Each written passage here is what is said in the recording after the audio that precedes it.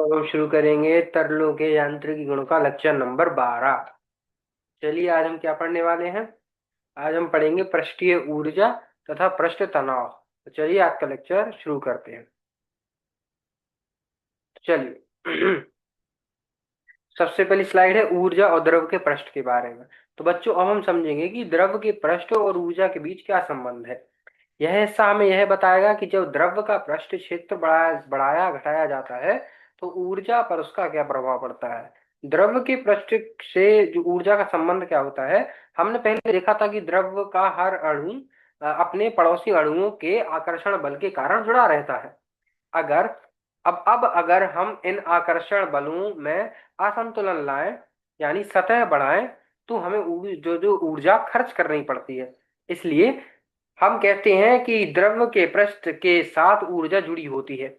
यह ऊर्जा ही पृष्ठीय ऊर्जा कहलाती है। अधिक पृष्ठ क्षेत्र बनाने के अधिक ऊर्जा मतलब अधिक पृष्ठ क्षेत्र बनाने में अधिक ऊर्जा क्यों लगती है। कल्पना कीजिए कि आपके पास एक पानी की बूंद है। आप अब यदि आप उस बूंद को दो छोटी बूंदों में बांट देते हैं तो कुल सतह क्षेत्र बढ़ जाएगा, क्योंकि अब दो बूंदों की बाहरी सतह पहले से अधिक है। अब चूंकि सतह बढ़ाने के लिए अणुओं को अपने आकर्षण बलों के विरुद्ध जो है खिसकना पड़ता है, इसलिए यह कार्य ऊर्जा मांगता है। मतलब अधिक सतह तो फिर अधिक ऊर्जा की आवश्यकता। अब सतह क्षेत्रफल स्थिर रखना क्यों जरूरी है। किसी द्रव का आयतन और तापमान स्थिर रखते हुए जब हम केवल सतह क्षेत्रफल बढ़ाते हैं तो उसकी पृष्ठीय ऊर्जा में परिवर्तन आता है। यही कारण है कि द्रव जो है स्वभावतः कम से कम क्षेत्र बनाना चाहता है ताकि उसकी कुल ऊर्जा न्यूनतम बनी रहे। यह द्रव की ऊर्जा संतुलन की प्रवृत्ति है। कल्पना करें एक क्षैतिज फिल्म का उदाहरण, मतलब सोप फिल्म जो होती है, मतलब क्षैतिज जो फिल्म होती है उसका उदाहरण लें।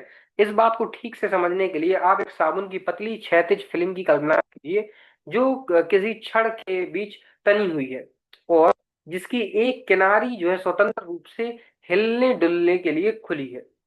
अब यदि हम क्षण खिसक जो है अब यदि यह क्षण खिसकती है तो फिल्म का क्षेत्रफल बढ़ेगा और जैसे ही क्षेत्रफल बढ़ेगा आपको उसे जो है फैलाए रखने के लिए कार्य करना पड़ेगा। वह कार्य ऊर्जा के रूप में उस सतह में संग्रहित हो जाएगा। यानी सतह क्षेत्र बढ़ाने का अर्थ है अधिक जो है पृष्ठीय ऊर्जा देना। तो चलिए अब देखते हैं। अब आते हैं द्रव की क्षैतिज फिल्म और कार्य पर। तो बच्चों अब हम द्रव की क्षैतिज फिल्म पर कार्य से संबंधित एक बहुत महत्वपूर्ण सिद्धांत समझेंगे। यह सिद्धांत बताता है कि जब किसी द्रव की सतह को बढ़ाया जाता है तो उस पर किया गया कार्य उसी पृष्ठीय ऊर्जा से कैसे जुड़ा होता है। कल्पना कीजिए एक क्षैतिज फिल्म। मान लीजिए कि आपके सामने एक साबुन की पतली फिल्म है जो कि आयताकार जो है फ्रेम में फैली हुई है।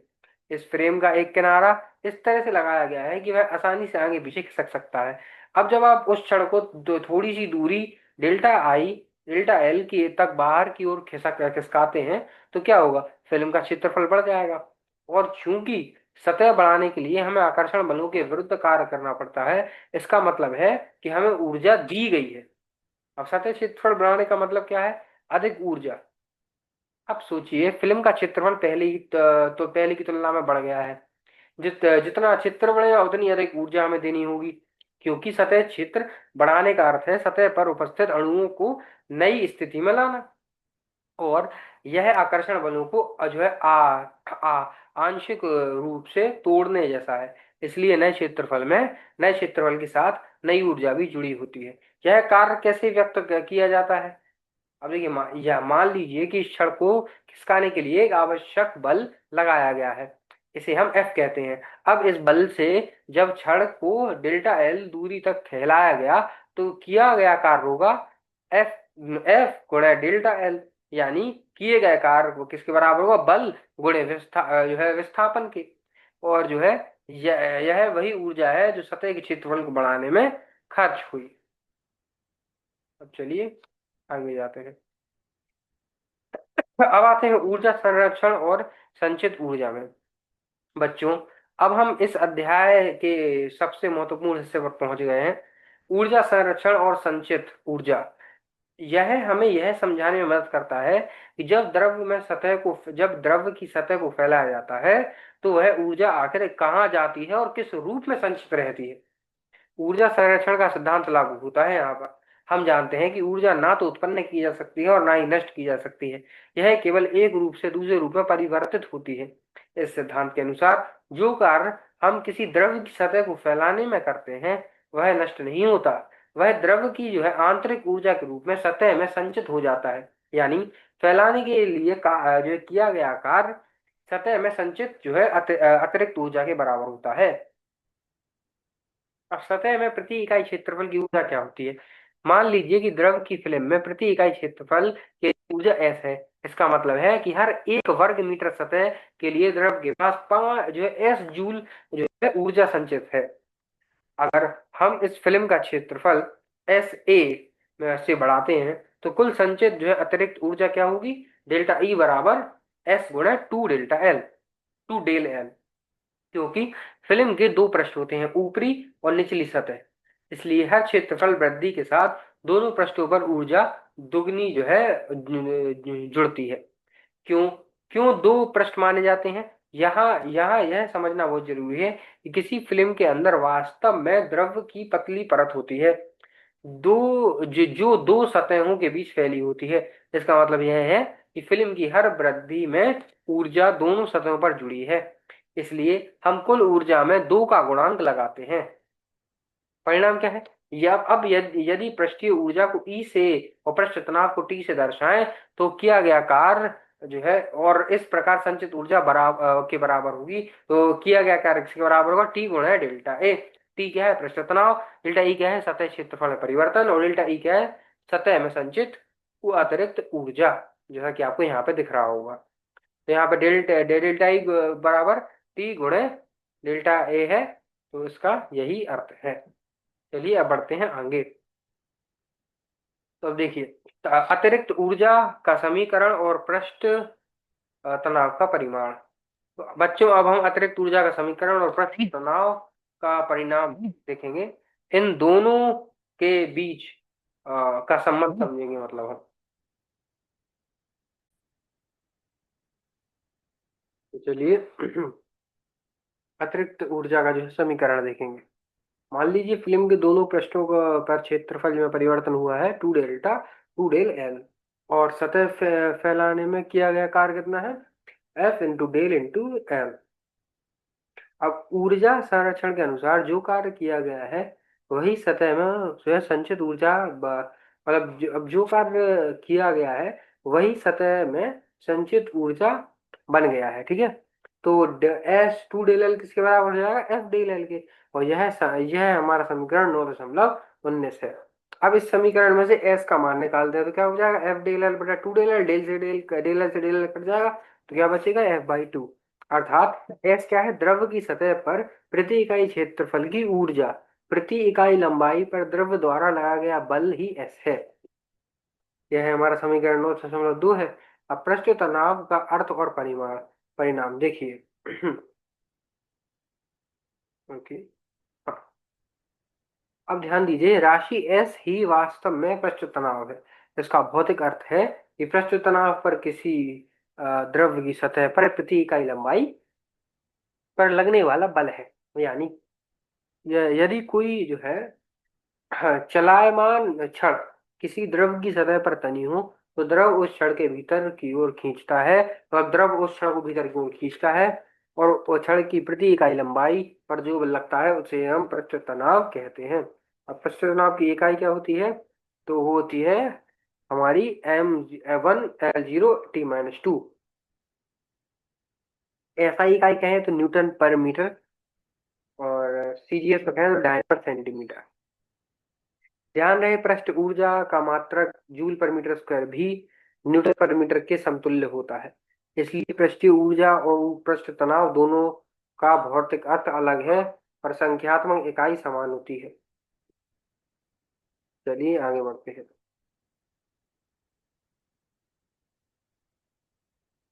अब हम देखेंगे द्रवों और ठोस पृष्ठों पर पृष्ठीय ऊर्जा एवं उसका परस्पर प्रभाव।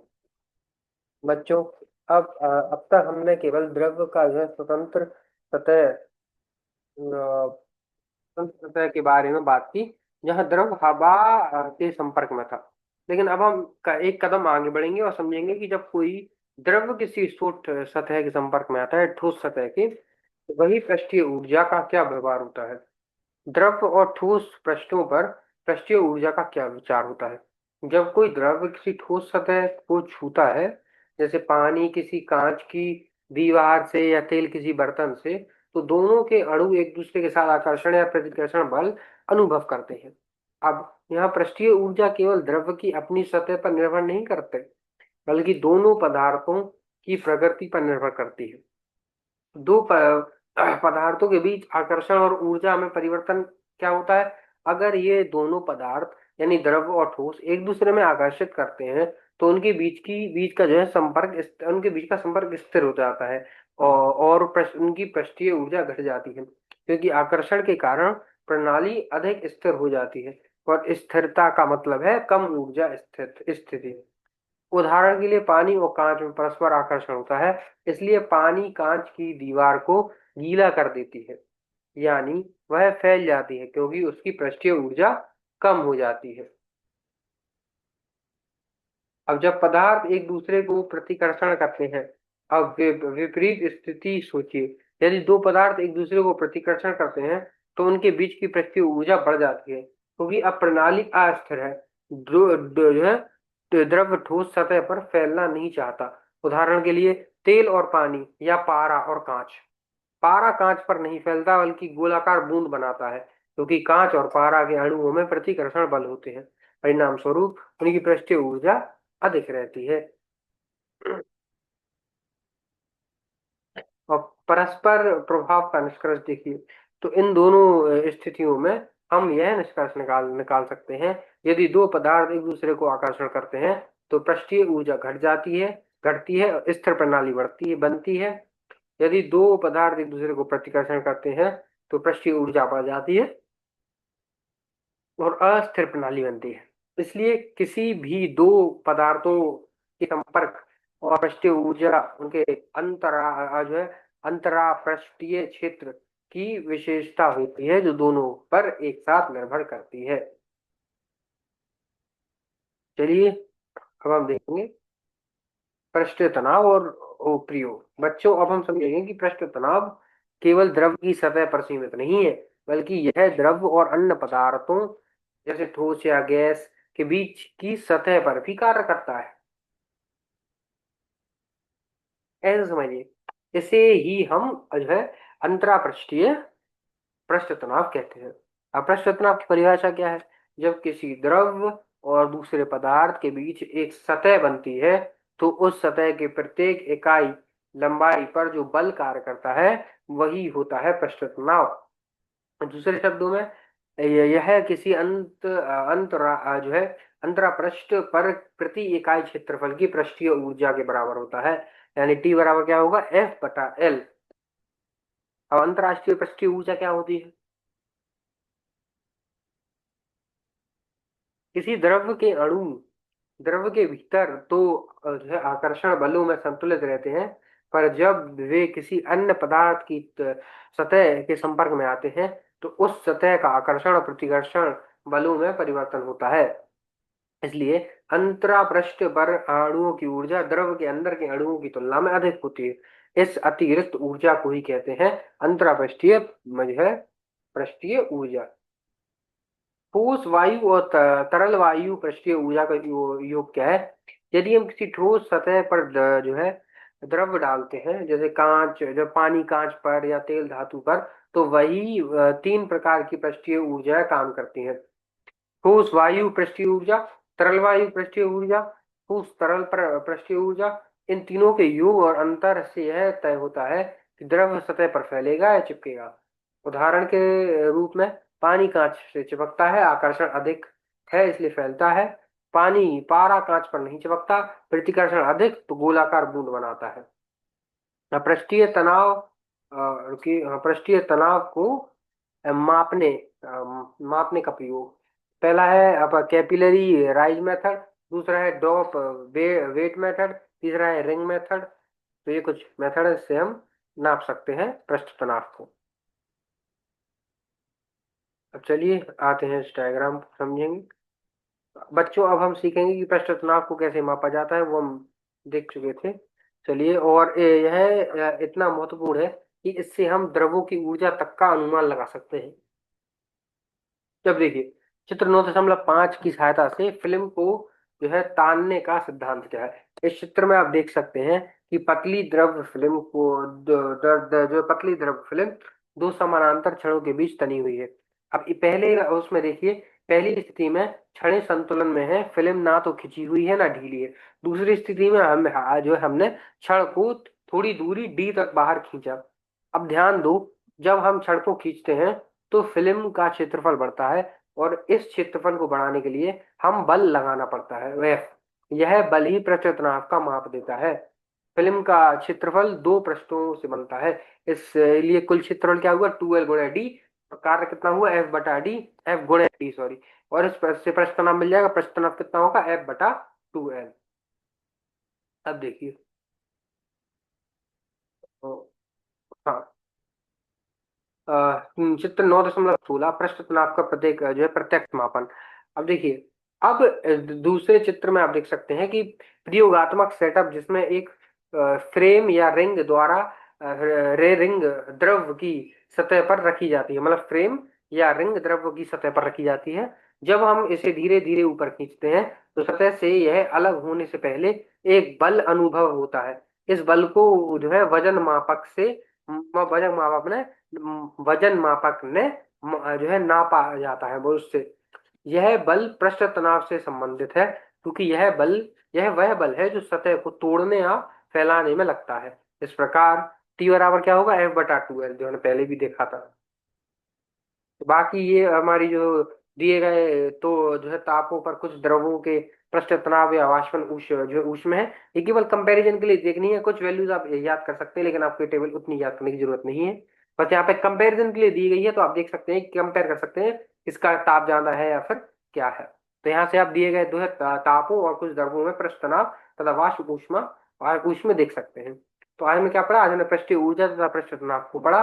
कल हम पढ़ेंगे संपर्क कोण। तो एनसीईआरटी पढ़ लीजिएगा जितनी मैंने पढ़ाई है।